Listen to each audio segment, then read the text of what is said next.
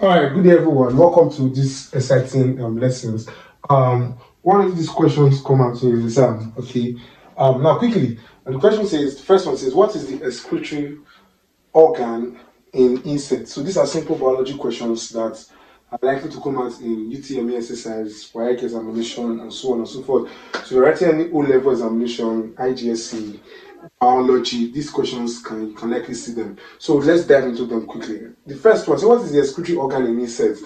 Now, quickly, this question can come in various ways, and I'll quickly drop a quick disclaimer. Now, these videos are not only to they're not only to make you cram these answers. The explanations and other related concepts I'll be saying to it are very key to your exam. So if these questions you don't see them in your exam, you see this related concept, which is overwriting the UTM in a few days' time. Now, quickly say what you'll be following is the excretory organ in insects. Now, first of all, the excretory organ is derived from the excretory product or the nitrogenous excretory product. Now, excretory products in animals are usually of three: the nitrogenous waste products, the water, and mineral salts.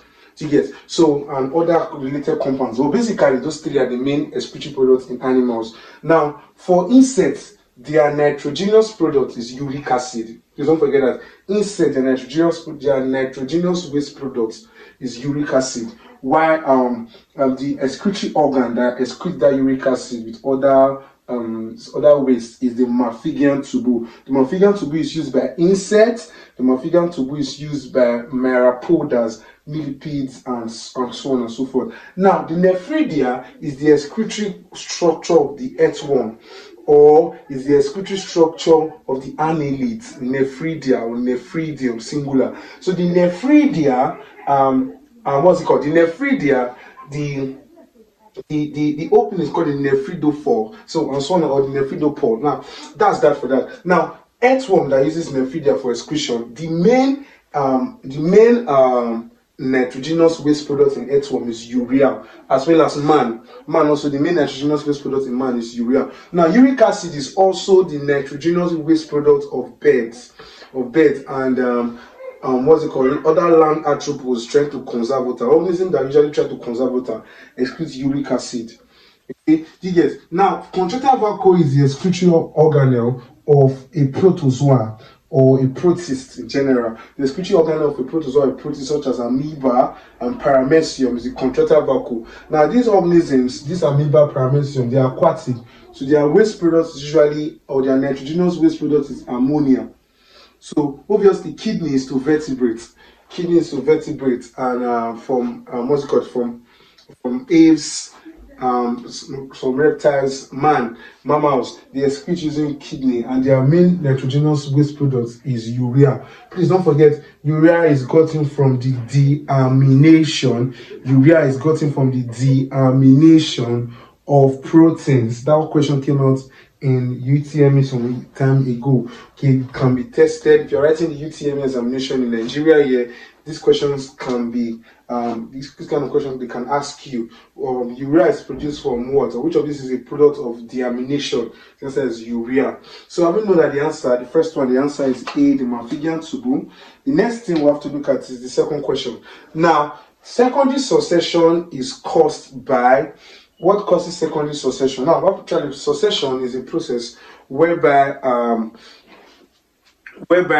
a set of organisms. Succession now is a process whereby a set of organisms establish a colony, or gets established in a new environment that was previously not occupied by another organism. It's a process whereby a new set of organisms occupy an environment either occupied by previous organism or not occupied.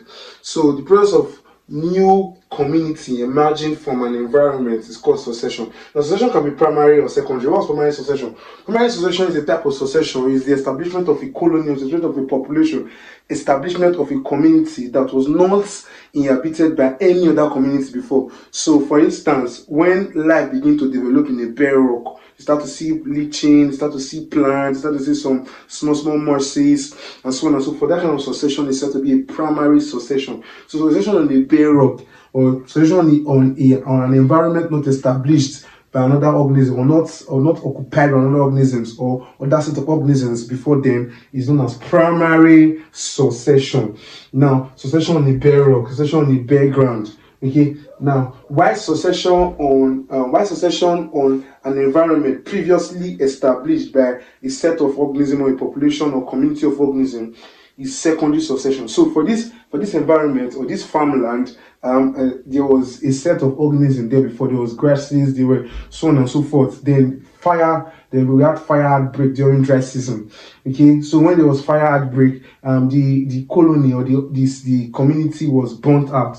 So the development of another new organism, set of new organism in that kind of environment that was previously established or previously occupied by a set of organisms is said to be secondary succession. So secondary succession is caused by, afforestation cannot cause secondary succession. What can cause secondary succession? First, deforestation. So deforestation, when you remove a forest life, a new forest can emerge in that kind of place. Yeah, that will be secondary succession. Bush burning, I just said it just now. Succession on a burnt farmland. Succession on a burnt farmland can lead to secondary succession. So bush burning is the best answer to this question. So follow for more updates. If this video was really impactful to you or it was helpful, like the video, and your like makes the algorithm share this video with other persons that really need it to get. So until the next video, it's bye. Remember, see you.